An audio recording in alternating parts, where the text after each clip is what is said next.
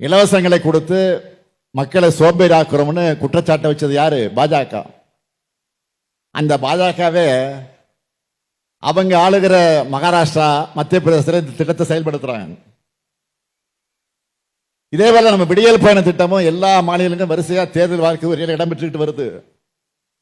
அப்படி சொன்ன கட்சிகள்லாம் வெற்றியும் பெற்றிருக்காங்க. இப்ப உலக நாடுகள் பின்பற்றுது. நியூயார்க் மாநகர மேயர் தேர்தலில் கட்டணமில்லா பேருந்து வாக்குறுதி கொடுத்து சோர்தான் மம்தானி அங்க ஜெயிச்சிருக்கிறார். அவர் ஏழை எளிய மக்கள் பக்கம் நின்று இந்த வாக்குறுதி தந்ததும் பெரும் பணக்கார பக்கம் நின்று அதிபர் டிரம்ப் நியூயார்க் மாநகரத்துக்கான நிதியை நிறுத்திவிட மிரட்டி பார்த்தார்.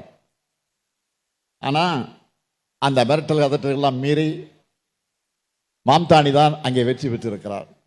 எதுக்காக சொல்றேன்னா, அதுக்காக சொல்றேன், உங்களுக்கே புரிஞ்சிருக்கும். எல்லாருக்கும் எல்லாம் இயங்குகிறது தான் திராவிட மாடல். எல்லாருக்கும் எல்லாம் கிடைக்க உழைக்கிறதும் பாடுபடுறதும் எளிதானதல்ல. அதனால்தான் கவனத்தோடு தொலைநோக்கு சிந்தனையோடு நாங்கள் செயல்பட்டுக்கிட்டு இருக்கோம்.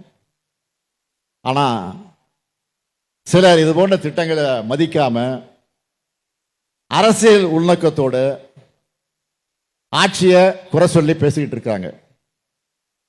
எதிர்கட்சினா எல்லாத்தையும் எதிர்க்கணும்னு இல்லை. ஆனா இன்றைய எதிர்கட்சிகள் மக்கள் நலத்திட்டங்களையும் பயன்பெறக்கூடிய மக்களையும் கொச்சைப்படுத்தி பேசுறாங்க. என்ன செய்யறது? அவங்களுடைய குணம் அப்படி. அவங்களுக்கு தெரிஞ்ச பண்பாடு அவ்வளவுதான். என்னை பொறுத்த வரைக்கும் போற்றுவார் போற்றட்டும், புழுதிவாரை தூற்றுவார் தூற்றட்டும், நம் பணி மக்கள் பணி.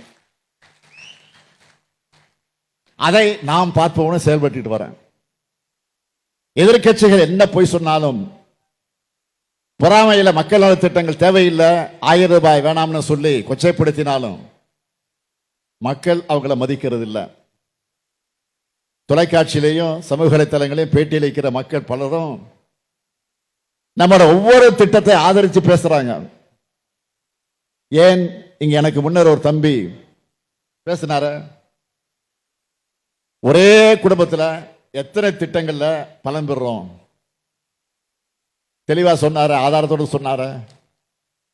இதுதான் எதிர்கட்சிகளின் இந்த பொய்களுக்கான அந்த தம்பியினுடைய பதிலடி. நம்மோட திட்டங்கள் எந்த அளவுக்கு பயனுள்ளதா இருக்குன்னு நீங்க சொல்லி கேட்கிறப்போ எனக்கு அளவில்லா மகிழ்ச்சி ஏற்படுது. மக்களாகிய நீங்க தான் திராவிட மாடல் தூதுவர்களாக செயல்படுறீங்க.